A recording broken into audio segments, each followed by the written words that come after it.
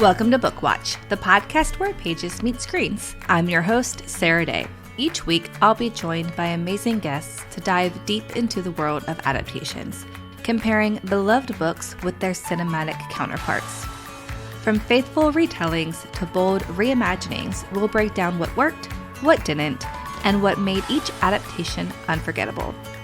Whether you're a bookworm, a movie buff, or both, you are in the right place. So grab your bookmark, grab your popcorn, and let's watch some books. Okay, listeners, welcome back to another episode of Book Watch. Today's episode's a little different.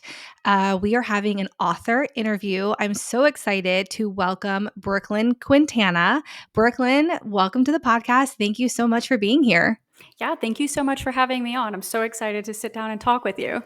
Yes, me too. And I'll introduce your book in a second, but I was so excited for you to reach out and find out about your book. And when you did, I mentioned that I'm an adaptation podcast. And I was like, do you still want to come on? And you did want to come on. And you mentioned that you had some like cinematography kind of imagery when you were writing this book. And I cannot wait to get more into that conversation. But before we do, I want to introduce your book, which is the Fynneas Fog series. The first book is The Nine of Swords. And then you have a second book, which is Blood in the Water. Yep. And then your third book is coming out this year. Barring any unforeseen circumstances, yeah, it's supposed to come out around Halloween time. And what is the name of the third book? So book 3 is called The House of Long Nights. Okay, so we will have 3 books by the end of 2025. And this will be a spoiler-free episode because I am only halfway through the first book, which is 700 and so pages.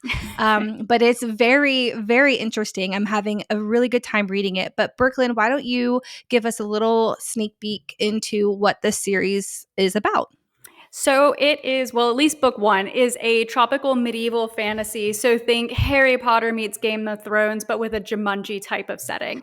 And it follows Prince Fynneas and his cousin Prince Holland as they attend the Morency Academy of Military Arts, which is this military training school for the royals and the noble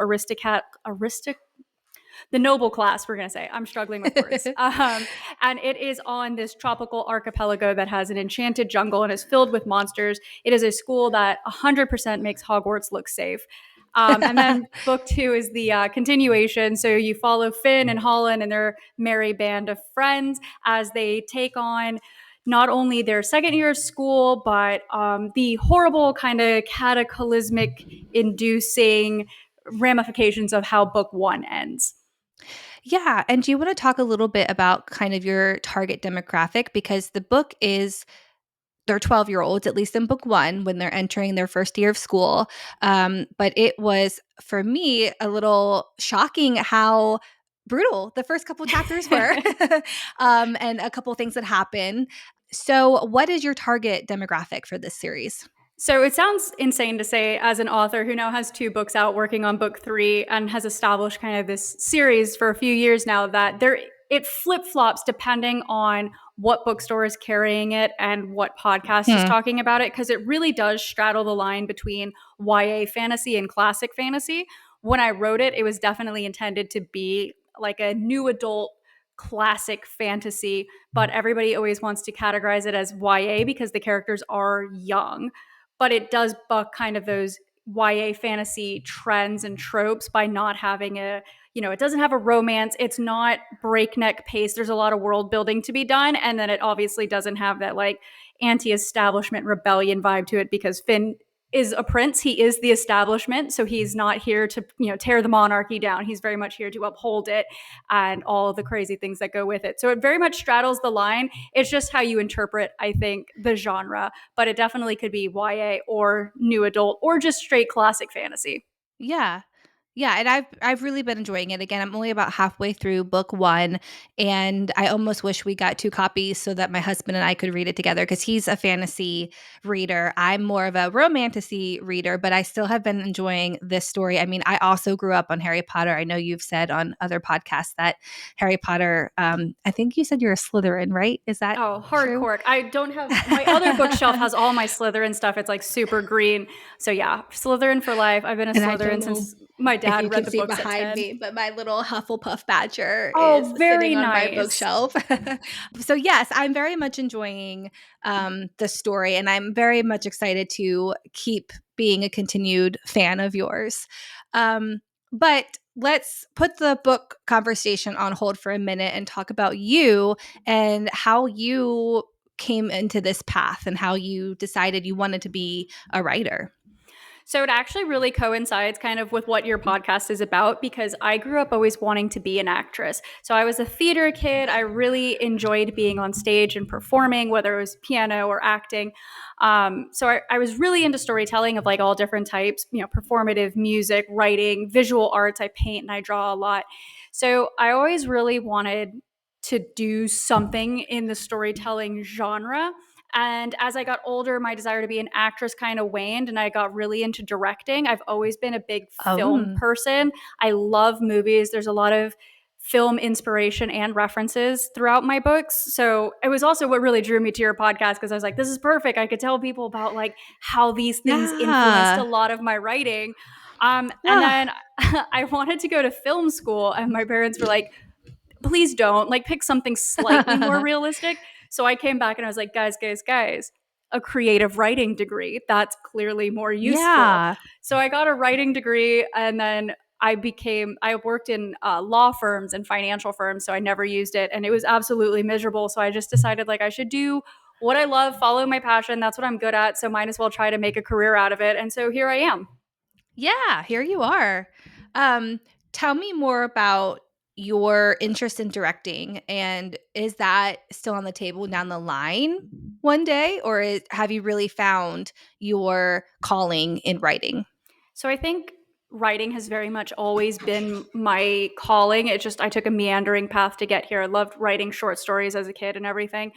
I really liked the directing aspect of film. So when I was considering film school, I no longer was like, I'm going to go to Juilliard or NYU to be an actor. I was very focused on, I liked directing because I like being able to set up a shot and the blocking of where you stage people and how just body language without talking can convey so much of a story. I know you said you're only halfway through the book, but maybe you've noticed I like to tell people like what's visually going on and how characters are standing in Yeah, relation to definitely. each other because I really think that conveys so much of the story. So that was a real draw for directing, was like how you stage things, how you set things up. I don't think, if you know, God willing, the books ever really take off and people want to adapt it, I think it'd be a terrible director. But I also think I'd be a terrible screenwriter because I had to take a screenwriting class. Really? I'm so bad at it. I really like to get into the nitty gritty of details, and you just don't have time for that when you're writing a script. It's like very Right. brisk, let's go, what are people saying? So that's not my cup of tea. And if it was ever adapted, I would want people who know what they're doing to do it. And I would just like give input on maybe like this is how I saw it or this is how I would construct it. But I wouldn't necessarily think that I'd be the best person to adapt it, whether it's writing or directing. That's very interesting, and I'm excited to dive into that conversation a little later when we get into, would you want to see Phineas Fogg adapted? But I want to talk to you more about where this idea for this book series came from. So it was like kicking around an idea that actually took place in ancient Rome while I was still in college. So a lot of the character traits were taken from that original idea and draft of a manuscript and morphed into what this is. But like the impetus behind the whole, you know, royal aristocratic military academy came from watching the show The Crown, where they have the flashback of Prince Philip at Oh, Gordonston, where inexplicably, for whatever reason, these like really wealthy kids are running around through the woods in the mud doing an obstacle course. And I was like, huh. cool, but like make it tropical. And then it just kind of Yeah, snowballed from there. very cool. And you mentioned, well, I mean, we talked a little bit about Harry Potter, but did that, how much of that kind of inspired the story because, school in a fantasy setting, and that is a popular fantasy trope, if you will. But how did all the pieces kind of fall into place for you? So Harry Potter definitely was the series that got me into reading and interested in fantasy specifically. It made magic really come alive. And Yeah. J.K. Rowling's story of being down on her luck and a single mom, and she was a English teacher, and things weren't going for well for her, and she just had this idea and was writing it at a coffee shop, was so inspirational. Like that, she cobbled together this beautiful world and became a billionaire because Yeah. like this idea just resonated with everybody of like there's magic if you look for it, and there's a bit of magic in everybody. And Harry wasn't even my favorite character as a kid, so I think it's really interesting that you could write this story for kids that resonated not only with them but with their parents and their older Mhm. siblings. And the protagonist didn't necessarily have to be your favorite character because the world was so rich and the characters had so much life to them that there was something kind of for everybody. So I really liked that, and I was very inspired by it. And it was very motivating. Anytime I was like, oh, I don't know if I'm gonna like finish the book or something, I'm like, well, I'm in a better position than J.K. Rowling was when she wrote this book. So like, if I can't do it, and I'm already starting out kind of ahead, like I'm not Right. destitute living in Portugal, trying to find a way to survive. Like I'm 22, and at that time I was in Texas. I was working at a finance firm, so I was like doing okay. So it just seemed to me like if I can't even finish a manuscript, it's almost like a failing on my part to be that inspired and not follow through with it. So Sure. it was definitely a catalyst for me. But I think as I had grown up and had these different experiences with different types of media, the influence of Harry Potter was still there and that magic was still there, but Finn is kind of the anti-Harry. I don't Hmm. know if you've like noticed. He obviously, I mean, he has like a red-haired best friend and he has dark hair, Yes. but like where Harry's like, I'm gonna, find out who created the Philosopher's Stone and who's Nicholas Flamel. Like Finn's like handed a mystery and Upright's like, I don't want to deal with that. Fiona can do it. Like I'm not interested in reading Yeah. or solving mysteries. And Harry's very much like, shirks authority and I can do it myself. And Finn is immediately like, I should ask somebody for help because I don't know what I'm doing. And these people are more experienced. So, in a lot of ways, Phineas is like, Harry flipped on his head. Like, what if, he did the exact opposite essentially? He had very different personality traits. And I feel like Phineas, at least for what I've read and how I've interpreted it, when he gets in trouble, he almost feels a lot more guilty about it. But he doesn't lose that sense of adventure. Like he still wants, he turns around and does something else again. Like um I guess this isn't too much of a spoiler, but he keeps leaving the school and walking towards the neighboring town at night.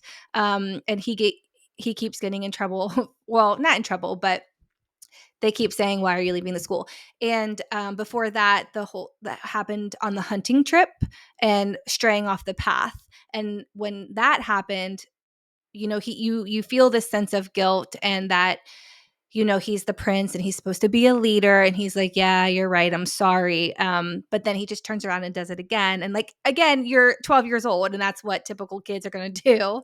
But it is nice to kind of see that contrast and kind of see, now that I'm about halfway through, the different dynamics between his personality and sense of adventure and those around him. And I can't think of the redheaded boy, Lux's cousin. What is his name? Oh, Godric. Godric, yes, the difference between the two of them, but then how they all come together, especially when they go on their first trial, and how the different teams are working together. And it's just really fascinating to see. Yeah, Finn's definitely like one of those kids who has a great sense of remorse for doing wrong, but he's going to have to learn the same lesson 5 times before he realizes, like, I shouldn't be doing this.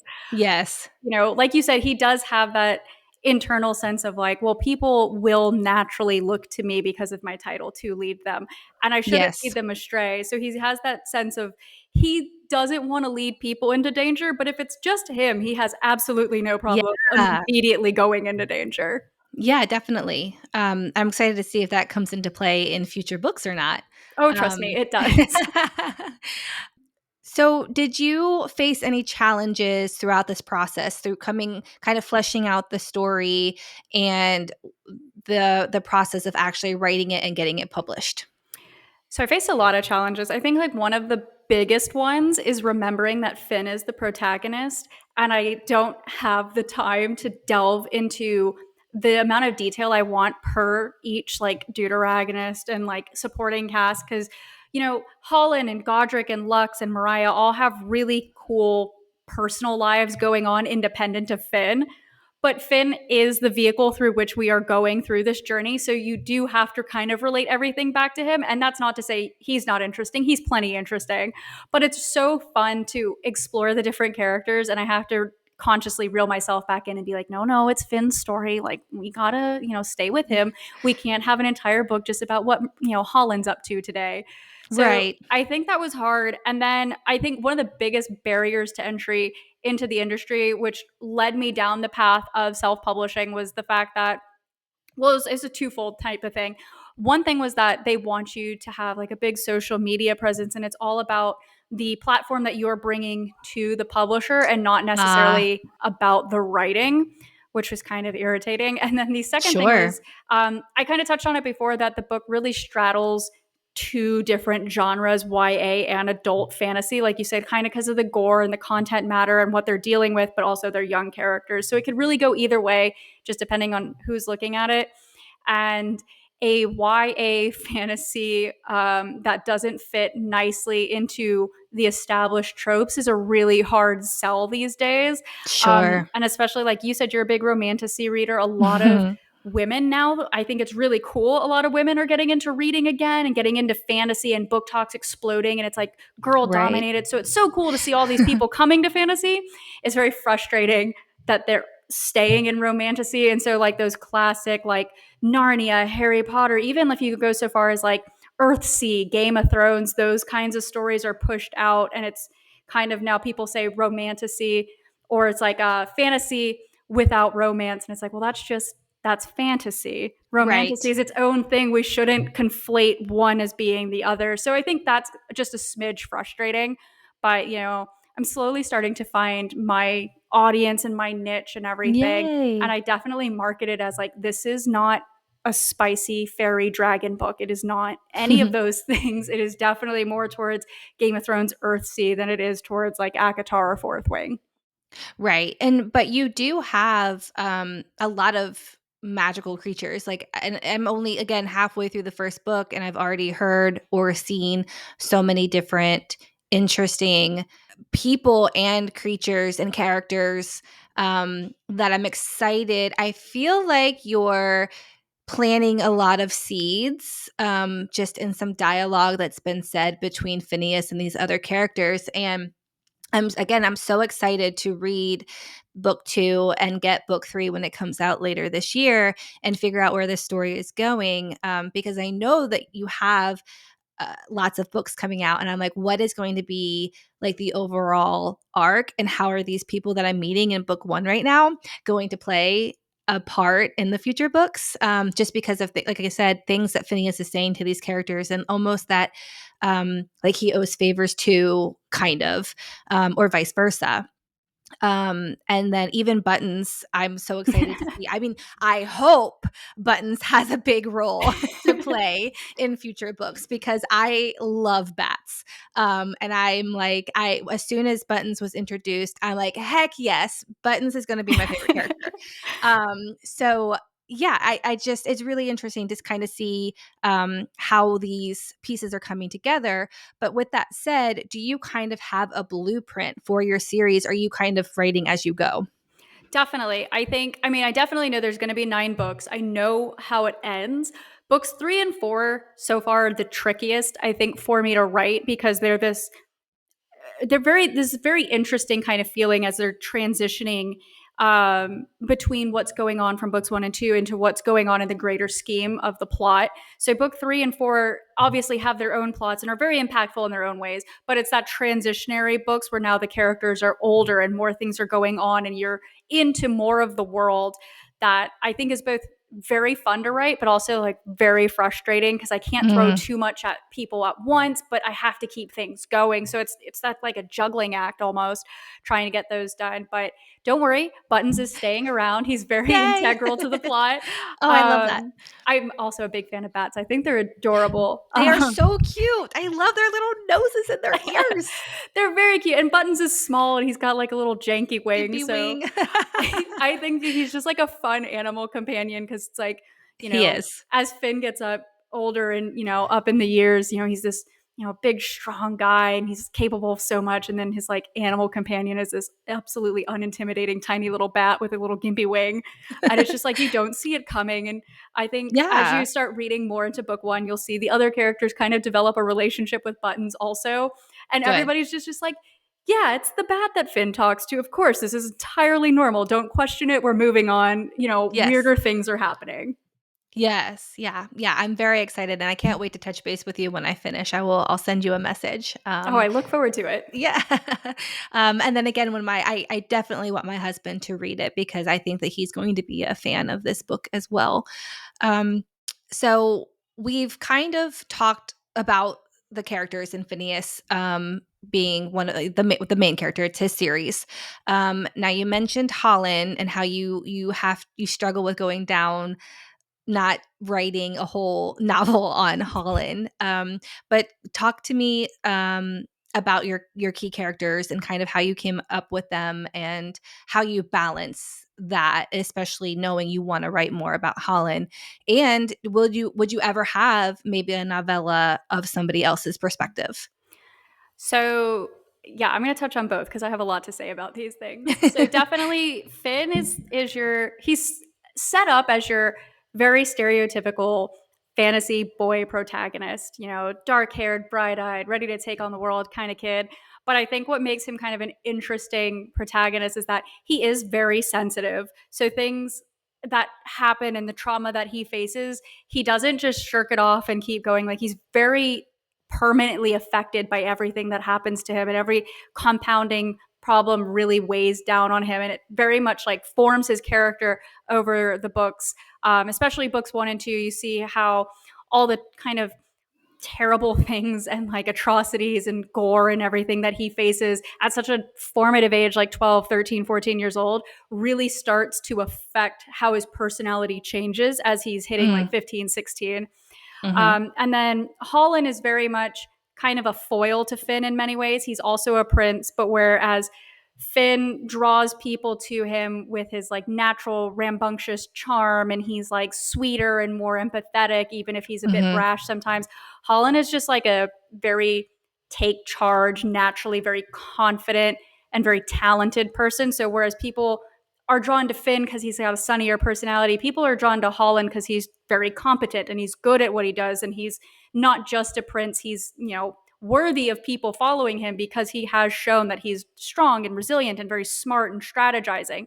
So they kind of counteract each other, where one is failing, the other picks up. So they have a very interesting relationship that, as the books continue, very much morphs almost into a weird codependency where they very much recognize, I am fire and you're ice. And if we come together, we're very competent, but apart, we have struggles.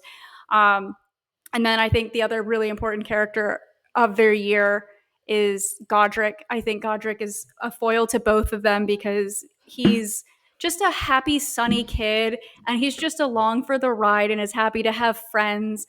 And, he's so buddy buddy with Finn. They get along really well. They've had very similar upbringings. They both lost their mother, and they're both, Finn has a sister, but he's the boy in a royal family. So, of course, he was a little bit more favored, and his sister coddled him, and Godric is an only child. So, they really kind of bond over that shared kind of life experience.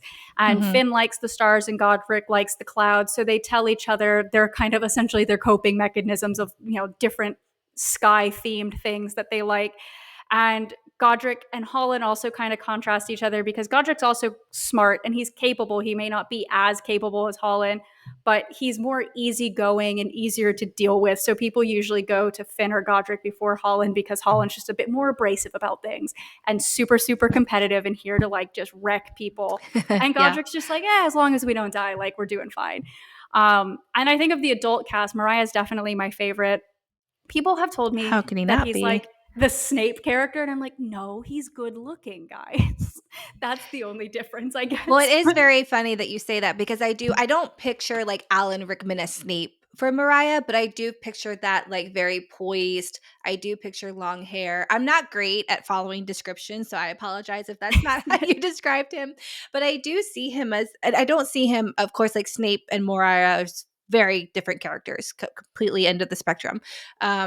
But yeah, I do kind of see where they're coming from. Yeah, I think like from a surface level and aesthetics, definitely Mariah has Snapey vibes, but personality types, they're just especially from like book Snape, who like has the propensity to freak out Yes. and yell. Mariah's a lot more like even keeled. If Mariah is So chill. upset, something has gone terribly wrong. Like anytime Yes. he shows genuine emotion, it's like, oh, that's not good. Like we have to be concerned about it. So I think Mariah and Holland are probably my favorite characters to write just because they have very interesting personalities and dynamics with everybody else. I don't even remember the second question. I'm so sorry. I got so into the characters. Yeah. The you had mentioned that you struggle with wanting to write more about Holland. So I was wondering if you ever have plans for maybe a novella on another character's perspective. Yes. So I actually do. They're not novellas, but they're definitely going to be shorter novels. I have a 3-part prequel planned Oh to a wow. character that you do not meet until book 4, but who I am Oh wow. absolutely, I am obsessed with this character. And I told my friends, and I was like, this is the one I think is so cool. And I want to do an entire like trilogy just touching on it, but I can't work on it or release it till after book 5 comes out because it would give the whole big plot twist in the series away. But essentially it has like the Brendan Fraser mummy, it has that vibe to it because it's like the expedition to the east and we found some stuff and Ooh. things go crazy. So I can't wait to get to that because I'm just so excited. It's already mapped out, I'm ready to go. I just got to finish a couple more books first. Wow. That's amazing. And that's so funny that you said we don't even meet this character until book 4, which isn't even, book 3 is coming out right now. So, Yeah. because when you first said you have a prequel series, my first thought was Moriah and his family and like what happened, like, all of them, because he has a huge family, and I'm like, maybe, and he knew, there's a lot of history there with the royal family and his Mhm. family. So I thought that was where you were going. But No, now we're you going completely threw hundreds me. of years before that even crops up. Oh, wow. So Oh, we're I'm like so going excited. to like maybe like the third or fourth generation of the Fogs being the kings of Asteria and their foundation of when they built Morency and kind of the story behind that and the story behind kind of the darker things and aspects and the cult that comes up in book 2. So that's what I Oh. want to explore because Oh, I I'm think so it's excited. it's so cool because it has I'm going off on a tangent. I'm just so No, in I love love with the it. idea.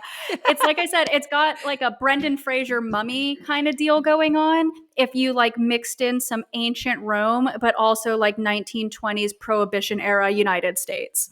Wow. Okay, awesome. I cannot wait. And so will you be kind of releasing these simultaneously, or will you have you said you can't do it until book 5, and Mhm. then will this mini trilogy come out and then you'll go to book 6, or will they be coming out kind of at the same time?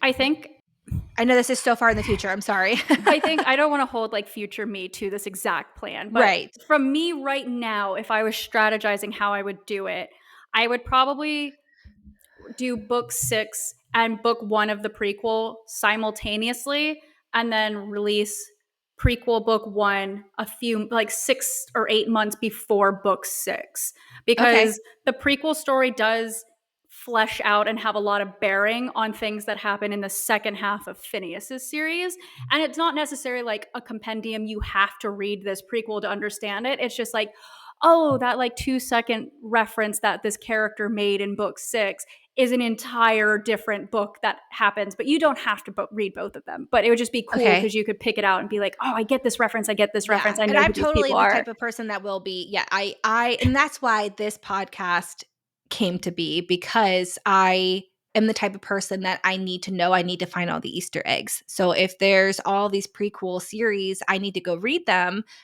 because I like to find those. And that's why I always try to read the book first and then go see the film, so I can see all those little Easter eggs that might not be explicitly said or told in the film, but like there's a picture hanging on the wall which references this part of the book or something like that. Um, so yeah, I'll be reading all of those trilogies when you release them. I'm glad to hear Um, it. You're my exact target already. I love my Easter eggs. I like just dropping like little hints, be like, this isn't going to come up for a while, but it will come up. yes. Well, and you had mentioned earlier that you do have kind of some references, cinematic references throughout the series. So I'm like, oh, I need to go reread. And like, did I miss any so far?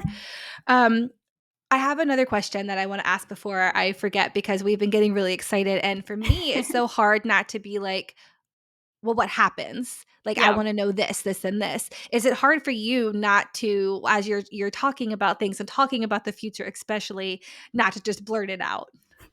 It's really hard. I get like I think I'm so lucky I have the outlet of my parents and my Yes. boyfriend who I'm like, let me tell you, this is going to be super important. Did you notice this? Like look at this one sentence right here, and they're all like, nobody's going to remember that one sentence. I'm like, no, no, no, but when you reread it, like it's going to come back. Yes. It's going to be super important. And I get so excited Yes. and I tell them like things and they're like, nobody else is remembering this. I'm like, yeah, yeah, but like again, like harkening back to Harry Potter, there's like I don't know if you're familiar with the YouTube channel, the Super Carlin brothers, Mm-hmm. who go back and they like, reread and they pick apart things chapter by chapter. I'm like, well, one day, if people do that to my books, they'll find that like that character I'm talking about that has a prequel series is mentioned by title in book 2 and referenced by name once in book 3, and yet is so integral to the plot for everything Wow. else that it's like if Yeah. upon rereading it you're like, oh, I see how we're Yes. getting there. Well, It that seems makes like a a good nonsense story. detail. Yeah, I Yeah. think it's fine. Yeah, of course. And so, like, the first thing that comes to my mind referencing Harry Potter is that Sirius Black was actually referenced in book one, and then, of course, becomes such a big character later on in the series. Yep, And Hagrid that's took the his motorbike. absolutely, yes, exactly. So, yes, I do love that kind of thing. And like I said, I already have my theories about things that have conversations that have happened that I think are going to come into play. And I can't wait to touch base with you in 5 years from now and be like, I was right. Remember that podcast you came on? I said I look it. forward to that email that's like, is this what's happening? Is this, and I could be like, no, it's a good guess though, but you're not gonna get it. Yes, I'll start sending you my theories. I love But it. I'm always here for it. My dream is for people to theorize about the story. So, is there anything else you kind of want to talk about your process or about the book before we kind of get into if it were to be adapted and that kind of conversation? I don't know. I think kind of maybe we can circle back because I think maybe the things that I'm thinking that I could bring up might actually fit better into talking about like adaptations and the movies and all of that. Yeah. Okay. Well, let's start with, would you want to see it adapted? In an ideal world, I mean, that'd be so cool. I think it'd be a terrible movie because you'd have to condense so much, but like a limited, like, series or, I mean, my absolute dream is that they would make it an animated series. I think it's Hmm. perfect to be animated.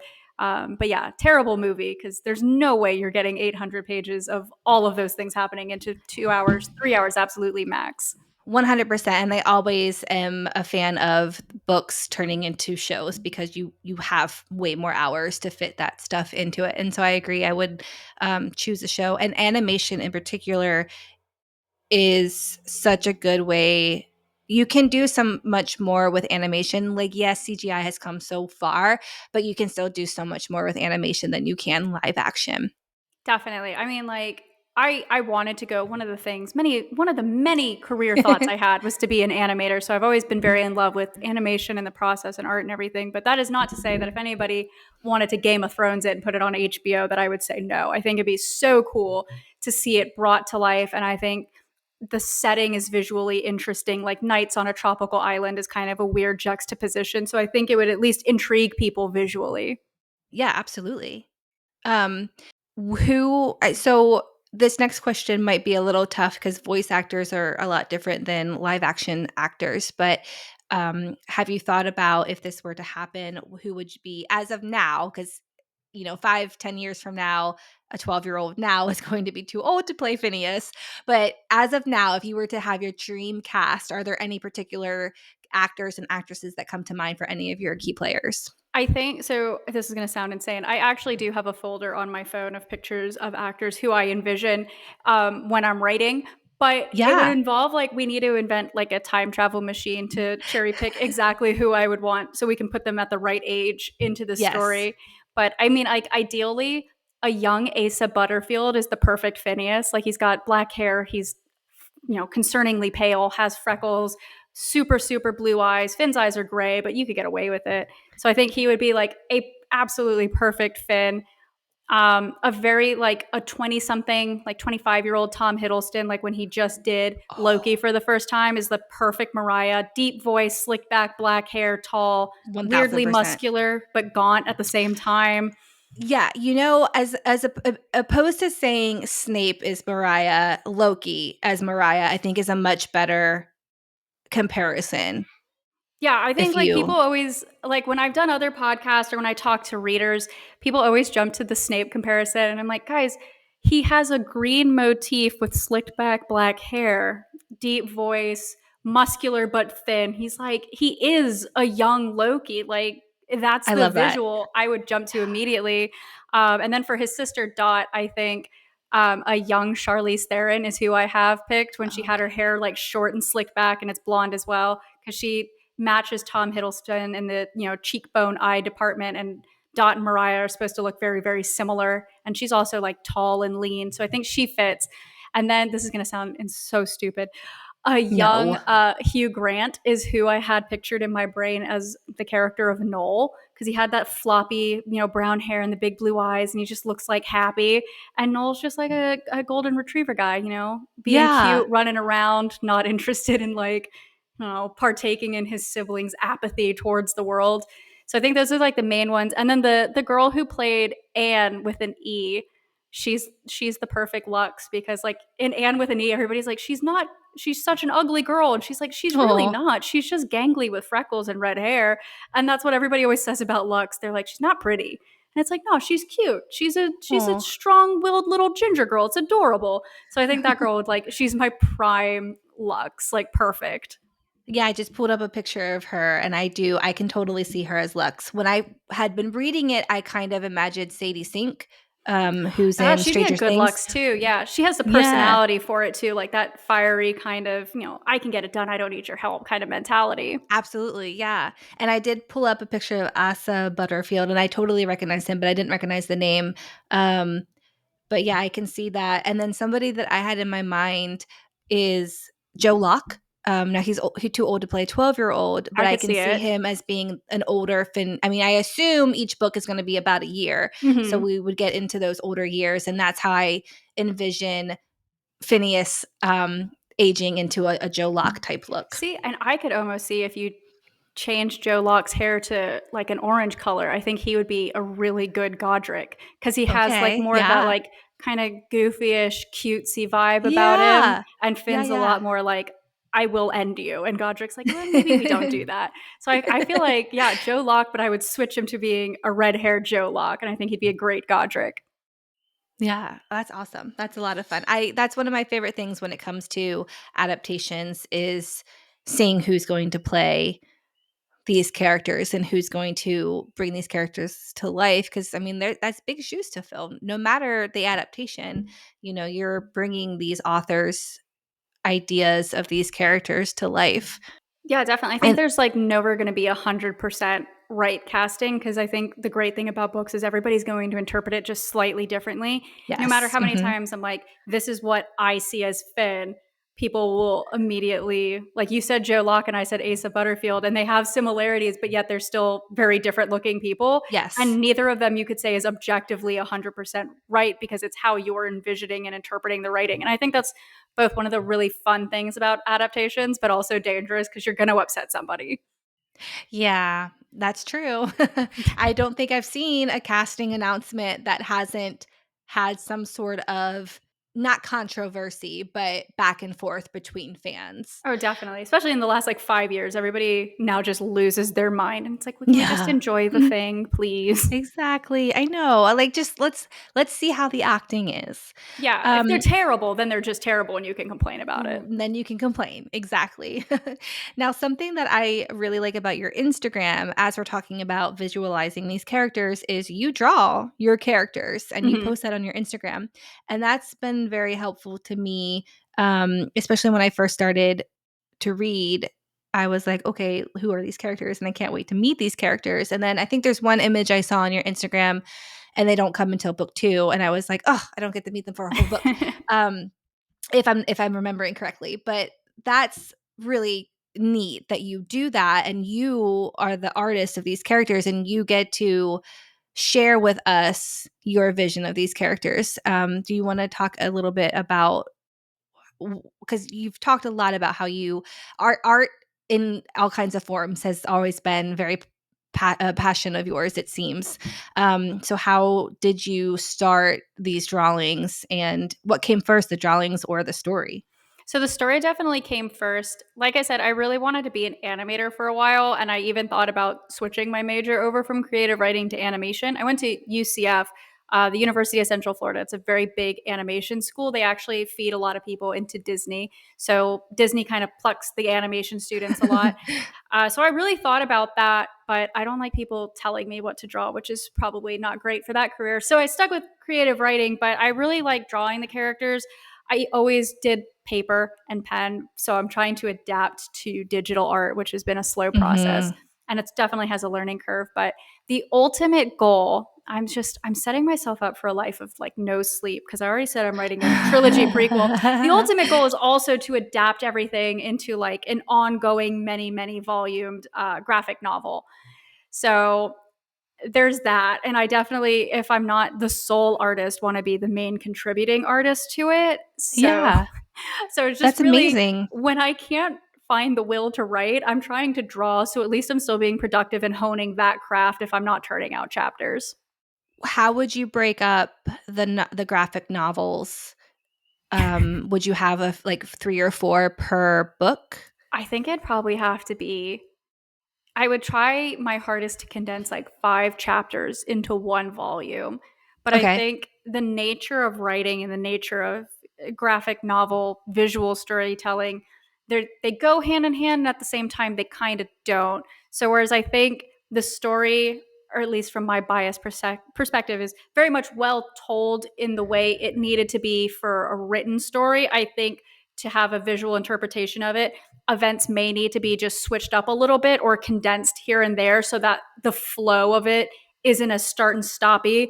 Because Mm, you were reading the book, there's a lot of times where you spend a decent amount of time with Finn's introspective on things. And you mhm. can't necessarily have a graphic novel where Finn is just standing there midway through an event happening, just cogitating upon the nature of life and if he would prefer to be drowning, which he does worrisomely frequently for a 12-year-old. He's like, drowning would be good right now. So you need to like Oh, keep action going for a graphic right. novel. So I think I just kind of once I get far enough into the written series, I think I would go back and start parsing out how I would pick these pieces apart and transition them and translate them into a visual medium. But I think that would probably take at least a year. And I don't want to just stop at like book 6 and take a year off to not only Right. write a prequel, but also be doing this. So it's Yeah. just going to be a lot of juggling my time and time management, which I'm not super great at, but I'm working on it. Yeah, are any of us really great at time management? Some people, the lucky few. So I kinda wanna wrap up the conversation by talking about the fact that you did have, cinematic inspiration as you were writing the series, and kind of combine our 2 conversations here as we end. So can you talk to me a little bit more about what kind of cinematography or directors, or what about film helped you write the series? Definitely. I'm going to sound like the biggest like goth kid emo cliche you've ever heard. I was really into The Crow when I was a kid, the Brandon Lee Crow movie. I loved the aesthetic and like the Mhm. grungy goth vibe of it. Yeah. I also really like the Underworld series, which I Yeah. feel like has a lot of aesthetic overlap. Like the Mordreys are always dressed head to toe in leather, despite the fact they live on a tropical island. So that very much kind of grimy, everything's dark, filtered aesthetic, I think played a lot into how I set the tone for certain things and how I write, and the kind of characters I'm drawn to from an aesthetic perspective. I also like the brooding kind of Byronic hero in black, which is definitely Mariah to a T. And then I think the biggest visual and storytelling and aesthetic kind of influences that I had from cinema were anything made by Tim Burton. Like I said, super Yes. cliche. Love my Tim Burton movies, especially like Sleepy Hollow. I think has a Mhm. lot of. I like that like everybody's concerningly anemic, pale, and looks tired vibe. And I scattered it throughout my book. I'm like, this is just a country of people who need to see sunlight, but they all live on a tropical island. And then Guillermo del Toro. I love Pan's Mhm. Labyrinth. There's Mhm. definitely Pan's Labyrinth references when Finn and Holland go into the jungle and they meet the king of the jungle out in the caves. I think it's so whimsical and brings that like Harry Potter magic to the screen, but it's very kind of dark and brooding, and you're not entirely sure if the magic is a good thing. And that was kind of the feeling I wanted for Finn's world is there's magic, but you're not entirely sure if the magic is a good thing we should give into and embrace, or if it's a foreboding kind of menacing force, and if you should trust, you know, the monsters in the jungle or the mermaids and things like that. So like things that aren't human, are they good, are they natural, or are Mhm. they bad? So I really liked how Guillermo del Toro plays with, you know, the woodland fairies inviting Ophelia into this magical world, but should she be, because it doesn't go well for her and there's monsters and things, but then she Yeah. ultimately belonged there. So I really liked, I like how he tells stories, and I like that dark magic feel. And I think there's just such beauty even in like the grim and the macabre, and he definitely brings kind of a light to that side of fantasy. Well, I have to say, I think you were successful because as I'm reading this, I am one of the people that can see like with their mind's eye, and I definitely had that more darker, pale skinned people look as I'm reading. So as you were describing this was your inspiration, I'm like, yeah, you nailed it. Well, I'm glad. I'm glad I could bring that like creepy dark fantasy 90s grunge goth kind of feel to my story. Yeah, and I think, you designed the cover of your book as well, Mhm. correct? Yeah. Yeah, and so I think even from the first, the cover gives off that feel too. So maybe it's kind of I was predisposed to have those feelings based on the cover because I feel like the cover really fits that vibe as well. Well, thank you. Yeah, I always say that like my greatest ambition, and I know I have made it, is when they start selling Phineas Fogg merch and Hot Topic. Like Yeah. that's my pinnacle. I'm like, if I make it there, like my little 90s kid elder emo heart will be so happy. Like that's what I've made. I can stop at that point. I've made it. I don't Yes. need, you know, billions or a yacht. I need to be in Hot Topic. That's it for me. Okay, well, I call dibs right now. When they start selling the Hot Topic merch, I would like you to send me a button stuffy. Girl, I'm down for that. I mean, I'm Thank also you. going to need one. I'm going to need one of Buttons. I'm going to need one of Doug the Fox, Oh Mischief my the god, I'm totally Raccoon. yes, Doug. Oh, okay, I haven't met a raccoon yet, but, Oh, he's I coming. do okay, I can't wait. Yes, I'll have a whole line on my you can't see it, on my bookshelf behind me, but I definitely need, buttons, and yes, Doug, and I can't wait to meet the raccoon. So, I hope there's just, like, a whole army of woodland creatures Oh, coming yeah, we're soon. piling on animals like each book. Somebody else comes in with their weirdly named autonomous animal companion. Love that so much. Oh, and I wanted to note also the magic is so interesting because it's not the main. They barely mention it. Mhm. There's one scene earlier in the book where there's evidence of magic, and then it's almost not talked about again for a while. And even now, I'm halfway through. It's still not a main part of this story, and so I'm really excited to see where I'm just really excited to finish this book, and I did try really hard to finish it, but life with kids. Um but yeah, I'm just very I mean the book is really interesting. There's little seeds of mystery and adventure And I'm just really excited to see how this particular book ends and get started into the next one and just see where this story for Fynneas goes. I am so excited to hear it. Hopefully, you're surprised because I haven't heard of a single person who's guessed how book one ends. I think like one of the funnest things of being about an author and a creator is setting things up, and then people are like, "Oh, I know how it ends. It's such a stereotype," and it's like, "No, you don't. Watch this." And then like book two, everybody's like, "I know how it's going to go." It's like, "No, you don't. Watch this." And I think that's Oh, like I one of love my that. favorite things is being like, "You think you know." But you definitely don't know. So I love hearing back from readers what their reaction is, especially to how book two goes. I think I had known so many people and then they read book two and they're like, oh my God. I was not thinking this is where we were going. I was like, yeah, Wow. Yeah. I so, mean, so much I really fun. have no idea um where like I said earlier, I don't know what the overarching arc is going to be. Like I understand there's like I said, there's you've planted some mystery seeds with the book earlier, and his sister is on her own investigating that. And like I really want to see where this is going. But he's just living his best life at school right now. And so it's really interesting to see how these little pieces are going to come together. And that's why I'm like, I really want to get to the end so I can see like what that book one cliffhanger is going to be. And I'm so excited that you already have almost three books out that I don't have to wait a year for the second one. I'm so excited for your excitement, and I genuinely want to hear back about how your thoughts on how the magic kind of plays back into the story and how it Yes. comes out, because it's like you said, it's not the main focal point of book one or really book two. It's very much like a built upon world building, deep lore. Like I said, they had this prohibition era type deal, but their prohibition era was like on the mystical and the occult and everything. So it's that Yeah. slow build to bring magic back in and for people to now be stuck in this world that is just like insane and just kind of balls to the wall weird is what I'm going for at this point. Yeah. Well, okay. Yeah. I'm very excited and I can't wait to message you. But for my listeners, would you please share with them where they can find you and your work?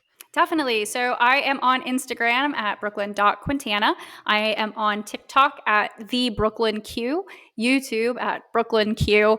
And then I have a website where I am relatively good about posting updates. It's brooklynquintana.com.